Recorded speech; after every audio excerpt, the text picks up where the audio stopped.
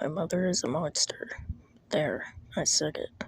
Before all this happened, she was the most devoted mother ever. Anybody would choose her to be their mother like I had. Now, does she even remember her son will turn 11 soon? My first birthday in this miserable dank basement. It has been 8 months since she has kept me shackled to this rusted bed. I long to see the daylight, touch another human skin, but I miss my favorite food the most. She feeds me raw and bloody lamb on occasion, makes me want to puke, though a little less than what she usually feeds me, just scraps enough to keep me alive. Every Sunday she would take great pleasure in torturing me in peculiar ways. How could she do this, gazing at once her beloved son's face is beyond me.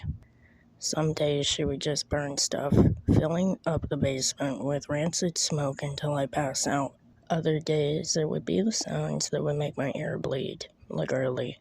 God alone knows what extent she is willing to go. Just now she splashed some water on me without any warning. Instantaneously, blood-red blisters appeared on my scalded face and arms. I howled in pain, making her drop the rest of the water and run. I left him howling and ran up the stairs as fast as my legs would carry me. I closed my ears, trying to block out the horrible shrieks from the basement, collapsing on the floor in a heap. My sobs reverberated through the hall, mixing with the shrieks. Almost a year back, there was a string of murders. Every time nothing was found except the skin of the child, carefully laid out on the bed, intact, like a bodysuit waiting to be worn.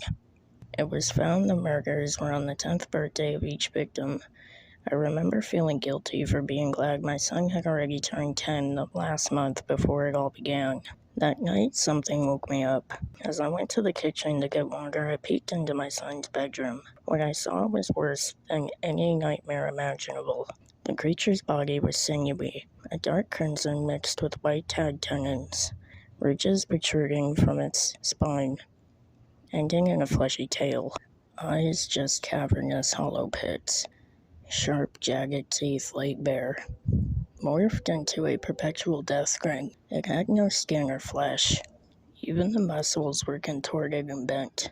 Laying on its gnarly feet was my son's unblemished skin, a bodysuit. What she taught him to become my son.